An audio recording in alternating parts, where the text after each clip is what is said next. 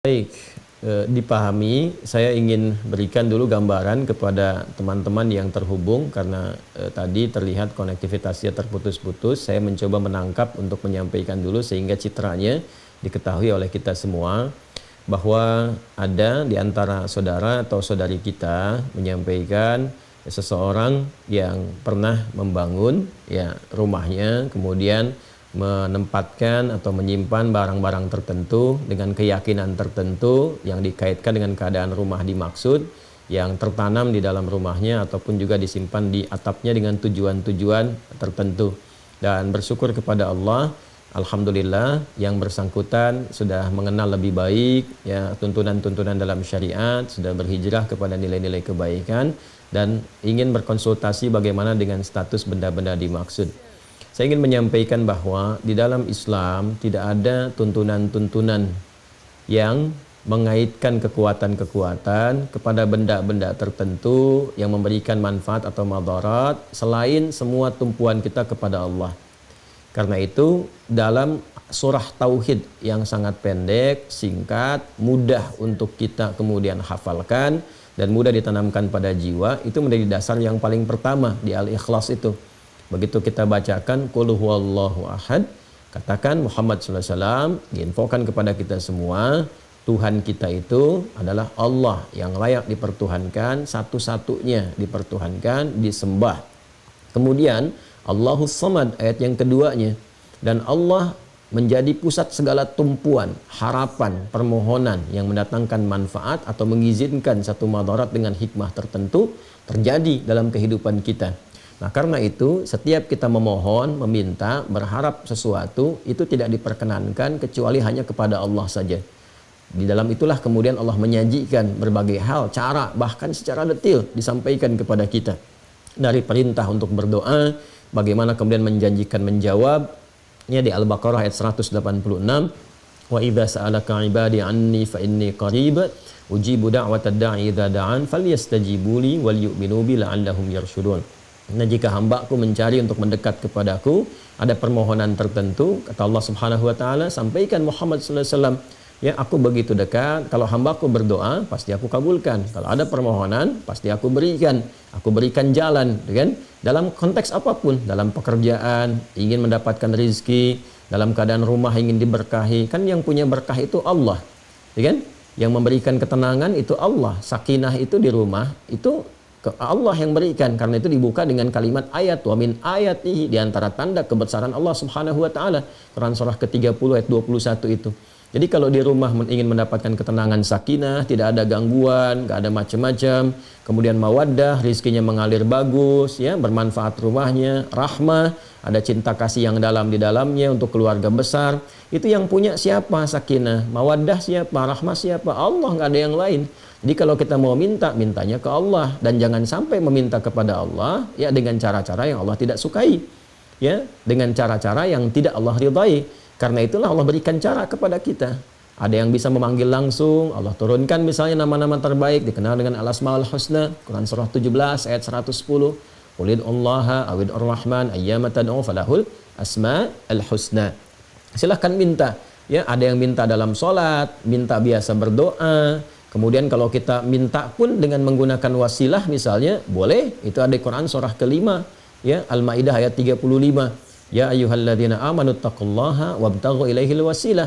Hai orang-orang beriman, tingkatkan takwamu kepada Allah dan cari wasilah, silahkan untuk mendekat kepada Allah, untuk memohon dan untuk mengabulkan apa yang kamu harapkan selama bermaslahat dan baik. Apa di antara wasilah-wasilah dimaksud? Bisa dengan amal-amal kita, lewat sholat, lewat sholawat pada Nabi sallallahu alaihi wasallam, atau kita mengundang orang soleh misalnya untuk mendoakan, boleh. Ya, alih-alih menanam sesuatu, datanglah kemudian kita ke orang soleh, kiai, ustadz tertentu, ya kan? Datang ke rumah, minta diberikan pencerahan, ya kan? Bagaimana mengisi rumah yang baru, baiknya seperti apa, ya, minta dibimbing, lalu berdoa di situ. Itu lebih bagus, bermohon kepada Allah dan keberkahan diturunkan. Adapun menyimpan hal-hal tertentu, baik yang ditanam sifatnya di bawah rumah, disimpan di atas rumah, atau di dalam rumah benda-benda tertentu, itu termasuk hal yang sangat berbahaya bagi akidah. Harus kita tepikan karena langsung bertentangan dengan dua hal sekaligus. Ya, yang pertama adalah sifat yang melekat ya pada zat Allah Subhanahu wa taala yang disebut As-Samad tadi. Ya, segala yang bertentangan dengan sifat-sifat kemuliaan, nah, itu sudah terkait dari aspek akidah. Nah, resikonya nanti terjebak kepada syirik. Ya, lawan dari akidah itu kan penyakit terbesarnya syirik. Ya, kalau sudah syirik itu paling berbahaya, nanti berdampak kepada amal. Akhirnya apa yang dikerjakan di rumah itu dari sholat, kan? Kemudian ada baca Quran misalnya atau yang lainnya, sepanjang ada syiriknya itu nggak akan banyak berpengaruh, malah tertutup nanti ya dengan racun syirik itu. Seakan-akan tidak ada guna dari semua itu. Nah, karena itu alhamdulillah sekarang sudah menyadari bahwa itu keliru, tidak boleh dilakukan. Ingat ya, baik yang ditanam, disimpan di dalam rumah, di lemari kah atau macam-macam kah atau di atap rumah sekalipun, nah maka kalau kita sudah bertobat dan sebagainya, buang semua itu. Ya, buang. Kalau masih bisa kita temukan, ya buang, kemudian jauhkan dari kita, gitu kan?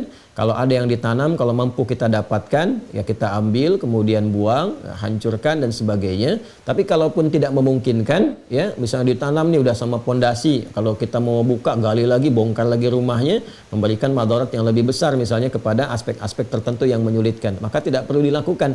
Yang penting kita hilangkan keyakinannya. Sudah, hilangkan, jauhi, kemudian bertobat dari itu semua, tidak perlu diakses-akses ingat-ingat lagi, tepikan seluruhnya, kembalikan kepada Allah. Karena saat menyimpan-nyimpan seperti itu, jin nanti ikut ke situ.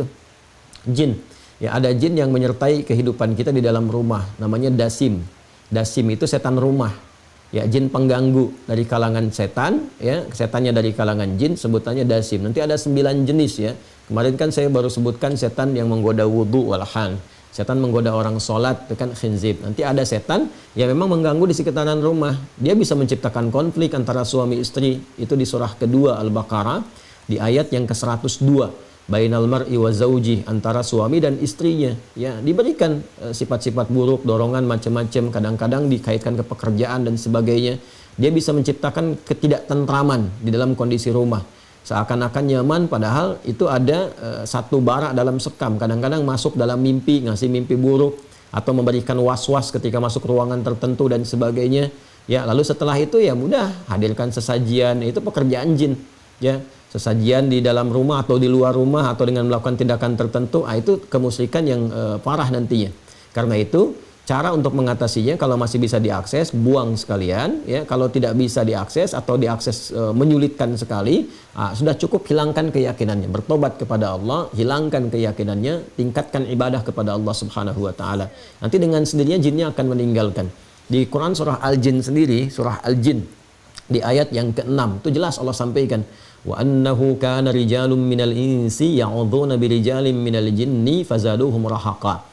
Dan sungguh ada sementara manusia itu berkongsi dengan jin, minta perlindungan, ya, kemudian minta sesuatu yang diduga mendatangkan manfaat, padahal itu sangat merugikan, kata Allah Subhanahu wa taala. Dia merugikan dunianya, merugikan akhiratnya. Merugikan dunianya hanya memberikan beban nanti, diminta ini, itu dan seterusnya. Kalau tidak ya menghadirkan resiko-resiko.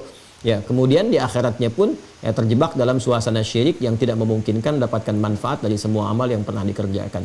Alhamdulillah saya ikut berbahagia. Semoga dilindungi oleh Allah Subhanahu wa taala, istiqamah. Nanti kalau itu sudah ditinggalkan, yang penting dari keyakinan kita, bertobat kepada Allah, sesali itu semua, tinggalkan itu, ganti dengan ibadah, nanti pengaruhnya akan hilang. Ya, walaupun di awal-awal itu akan terasa, ya ada gejolak-gejolak seperti menahan kita. Tapi kalau kita terus yakinkan, baca ayat-ayat perlindungan. Ya, ayat-ayat perlindungan itu pertama ada yang wujudnya surah Al-Fatihah. Ya, ini untuk melatih kemantapan jiwa dari gangguan-gangguan was-was jin dan semisalnya. Itu ada beberapa ayat-ayat. Satu, surah Al-Fatihah yang 7 ayat ya, dari Bismillahirrahmanirrahim sampai waladhdallin. Kemudian Al-Baqarah ayat 255. Ya, Al-Baqarah ayat 255. Kita kenal dengan ayat kursi. Ya. Kemudian yang ketiga itu 3 muawwadzatain, muawwadzatus salas, ya, ada 3 surah perlindungan. Al-Ikhlas, Al-Falaq, An-Nas. Al-Ikhlas, Al-Falaq, An-Nas. Ini yang paling pokok. Yang paling pokok itu ada 3, ya, Al-Fatihah, kemudian ayat kursi, Al-Ikhlas, Al-Falaq, An-Nas. Kadang-kadang ada yang menambahkan dengan 5 ayat pertama surah Al-Baqarah dari Alif Lam Mim sampai wa ulaika humul muflihun. Lalu ditambahkan dengan penutupnya Al-Baqarah, la yukallifullahu nafsan illa wus'aha. Itu bagus juga kalau dikomplitkan sampai 5 bagian ini. Jadi kalau mau diurutkan sesuai dengan urutan tertibnya, Al-Fatihah 7 ayat, 5 ayat pertama dari surah Al-Baqarah sampai wa ulaika humul muflihun. Kemudian ayat 255 ayat kursi. Kemudian selanjutnya yang keempat, akhir ayat Al-Baqarah ayat 286. Dan yang kelima bagian terakhir, 3 surah terakhir dalam Al-Quran, Al-Ikhlas, Al-Falaq, An-Nas. Nah, kalau kita konsisten melatih dengan itu, baca, jadikan zikir kita, kalau terjebak pada yang seperti tadi, pengaruh-pengaruh dan sebagainya, nah itu Allah akan mengangkat ya pengaruh-pengaruh jin tadi, pengaruh-pengaruh yang tidak baik, was-was, ketakutan, ada ini, ada itu, diangkat oleh Allah, diganti dengan penanaman tauhid, kekuatan-kekuatan Rabbani namanya, kekuatan Rabbaniyah, tanamkan pada jiwa kita, sehingga yang tadi itu hilang. Nah, mengangkat sesuatu dari dalam diri kita dan mengganti dengan baiknya, itu yang disebut ruqyah namanya. Karena itu 5 bagian tadi disebut dengan ayat-ayat ruqyah atau surah-surah ruqyah. Itu bisa dengan meruqyah diri sendiri, pribadi kita. Dia membiasakan, jadi mengeluarkan sifat-sifat jelek yang ada dalam diri kita, entah pengaruh dari nafsu atau pengaruh dari was-was setan. Ya, itu dibiasakan juga oleh para ulama. Makanya setiap sholat kan ada surah-surah berzikir kan? Ya, 3 surah terakhir termasuk surah Al-Baqarah 255, ayat kursi itu kan kita pakai lewat zikir. Ya, Al-Fatihah kita pakai, kemudian 5 ayat juga di pembuka Al-Baqarah dan 1 ayat terakhir penutupnya kita pakai juga. Dan yang paling populer kan Al-Ikhlas, Al-Falaq, An-Nas.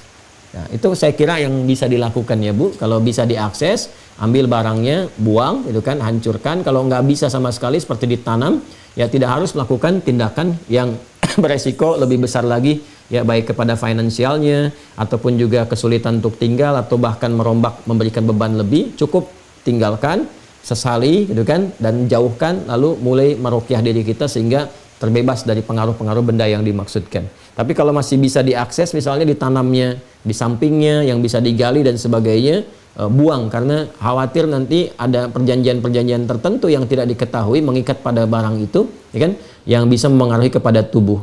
Ya, tapi kalau sudah tidak sama sekali bisa ditemukan, 5 bagian tadi tolong dilakukan untuk bisa menghadirkan perlindungan dari Allah Subhanahu wa taala dan mematikan ya jaringan-jaringan keburukan tadi yang mungkin hadir di situ, yang dimanfaatkan oleh jin tertentu, kalangan tertentu dari was-was syaitan. Saya kira seperti itu Bu ya. Dan mudah-mudahan keluarga dijaga selalu, istiqamah dalam kebaikan, dan kita semua mudah-mudahan juga kembali kepada Allah dalam keadaan husnul khatimah insyaallah. Wallahu taala a'lam bissawab. Jazakallah.